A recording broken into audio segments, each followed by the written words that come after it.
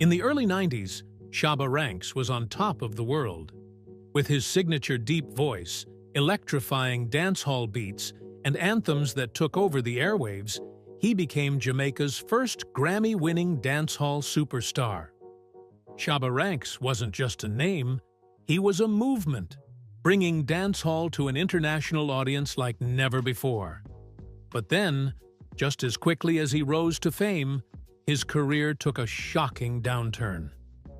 A series of controversial comments made during interviews sparked outrage, leading to a swift and brutal fallout. Suddenly, the doors that were once wide open slammed shut. Major labels distanced themselves, radio stations stopped playing his music, and the world seemed to move on without him. So, what really happened to Shabba Ranks? How did his words impact his career so dramatically? And where is he now? Join us as we uncover the rise, fall, and mysterious journey of a dancehall legend.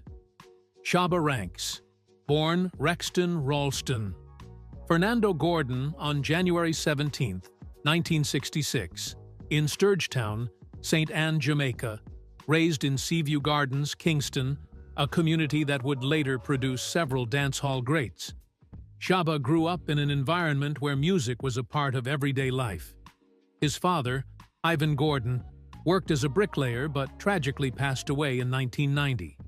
Meanwhile, his mother, Constance Mama Christie, remained in Seaview Gardens, using the financial support her son sent back after achieving success to uplift their community. From a young age, Shabba Ranks was drawn to music, but it was an unexpected opportunity that set him on the path to stardom. As a teenager, he was given the chance to work as a bottle collector at an event where a rising artist, Josie Wales, was performing. However, instead of focusing on his job, Shabba became mesmerized by the performance on stage. The energy, the rhythm, and the artistry captivated him, igniting a passion that would define his future. That night, something clicked. Shabba Ranks knew he wanted to pursue music full-time. His commitment to this newfound dream was reinforced when he was expelled from high school. While many of his peers fell into the struggles of daily life in Kingston, Shabba had a different outlook. His ambition was clear to those around him, including Josie Wales, who saw promise in the young artist. One day, Wales encountered Shabba hanging out with friends and pulled him aside to share some words of wisdom about choosing the right path in life. He then extended an invitation that would change everything. Shabba was welcome to join him in the recording studio the next day. At that point, Shabba had only been inside a studio once before, but he was so excited that he couldn't sleep that night. The next day's session was held at what would soon become one of Jamaica's most renowned recording studios. It was there that Shabba's talent was recognized by King Jammy, one of the most influential producers in dancehall music. Jammy saw something special in the 16-year-old, offering him the opportunity to DJ. At the time, he was performing under the stage name Co-Pilot, and he soon released his first single, Heat Under Sufferer's Feet. However, it wasn't long before he adopted the name that would become legendary, Shabba Ranks. By 1988, Shabba released his debut album, Rappin' with the Ladies, on a small independent label based in Queens, New York. This was a time when dancehall was still making its way onto the global stage, and while his early work didn't yet reach mainstream audiences, it was steadily building his reputation within the Caribbean music scene. Over the next few years, he continued to release music under the same label, producing a series of albums that showcased his raw talent and unique style. However, it was his 1989 album, Just Reality, that would produce one of the most defining tracks of his career, Dembo.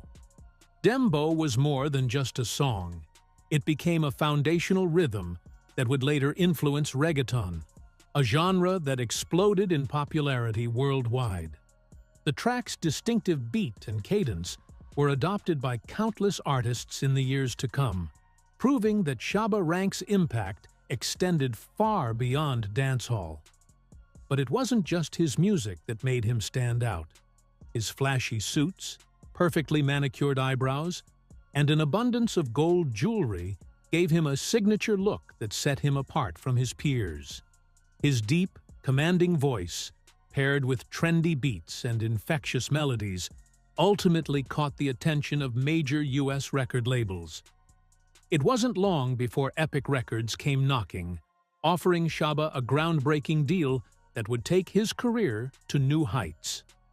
With a platform that allowed him to introduce dancehall to the mainstream, he quickly became a global sensation, paving the way for future generations of dancehall artists. Shabba Ranks, one of Jamaica's most influential dancehall artists, reached new heights in his career with the release of As Raw as Ever in 1990. This album marked a turning point, as it was the first of his projects to gain widespread acclaim from both critics and the general public. Among its standout tracks were Girls and Families, featuring the celebrated British-Jamaican reggae artist Maxi Priest. The album's success was further solidified when Shabba earned his first Grammy Award for Best Reggae Album, an achievement that placed him among the genre's most respected artists. Riding the wave of this newfound recognition, he followed up with another critically and commercially successful album the very next year, securing a second Grammy in the same category. His prolific output during this period included 2 extra Naked albums, which contained some of his most memorable hits. Tracks like Ting-a-Ling, Slow, and CXE, featuring American R&B singer Johnny Gill, and the crossover reggae fusion anthem Mr. Loverman defined his signature style. The latter song became Shabba's biggest international hit, expanding his reach far beyond Jamaica. Interestingly, dedicated fans of his music would recognize Mr. Loverman as a re-recorded version of Champion Lover, a track originally released by British Guyanese artist Deborah Glasgow on her debut album. Tragically, Deborah Glasgow passed away at the young age of 29 after a battle with lymphoma. In tribute to her, and in recognition of his growing global success, Shabba re-recorded Mr. Loverman with Chevelle Franklin as the lead singer. This decision coincided with his career's meteoric rise, further cementing his reputation in the reggae and dancehall world. However, just as his success reached its peak, Shabba Ranks encountered a severe setback that would have lasting consequences on his career. Towards the end of 1992, he participated in a British television interview that many believe became a turning point in his public image and the trajectory of dancehall music. During his appearance on the music program, he was asked to comment on the controversy surrounding Boom Bye Bye, a song by fellow Jamaican dancehall artist Buju Banton. The song, which had been widely criticized as promoting violence against the LGBTQ+ community, had drawn condemnation from advocacy groups, including the Gay and Lesbian Alliance Against Defamation GLAAD. Shabba, in response, aligned himself with the sentiments expressed in the song, stating that those who abandoned the teachings of the Bible deserved to be crucified. He went on to assert his belief in biblical principles regarding procreation, emphasizing that reproduction was intended to take place between a man and a woman. His remarks provoked immediate backlash. Host Mark Omar openly criticized him on air, and the global response was swift and unforgiving. The fallout significantly damaged Shabba's reputation, particularly in the international music industry. In the wake of the controversy, he was removed from Bobby Brown's UK tour the following year and was ultimately forced to withdraw from a major festival after reports surfaced that law enforcement had labeled him a troublemaker. A few months after the initial uproar, Shabba publicly addressed the issue, offering a statement in which he expressed regret for his words. "Looking back, I now realize that those comments were wrong because they advocated violence against gay men and lesbians. I regret making those statements. I do not condone any violence against gay men and lesbians or any other human being. It is wrong to criticize homosexuals, he said. However, by the time he issued his apology, the consequences had already extended beyond his personal career, affecting the entire dancehall genre. The fallout was severe. Many dancehall artists found themselves facing professional setbacks as concert organizers, record labels, and international authorities distanced themselves from the genre. Several musicians had their shows canceled, record deals terminated, and their visas or work permits either revoked or denied. Promoters became wary of working with dancehall artists unless they signed contracts explicitly prohibiting the performance of certain lyrics. The controversy cast a long shadow over dancehall, stigmatizing a genre already battling for mainstream acceptance. For Shabba, the repercussions were particularly personal. The reception of his subsequent albums was lukewarm, and by the following year, he had been dropped by his record label. Disheartened by the industry's response and facing mounting pressure, he made the difficult decision to step away from music altogether. Instead, he chose to focus on his personal life, prioritizing his family over his once thriving career.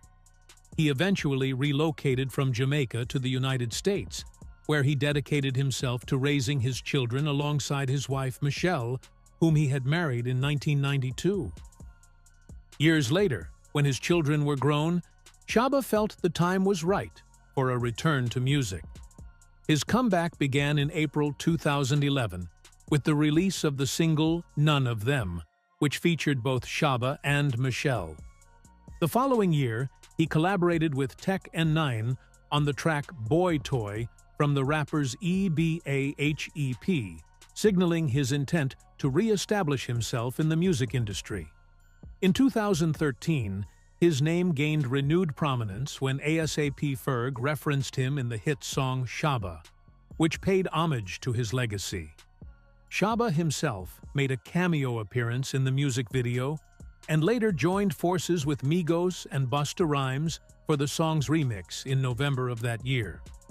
By August 2013, reports surfaced that Shabba was working on a new album, sparking anticipation among his longtime fans.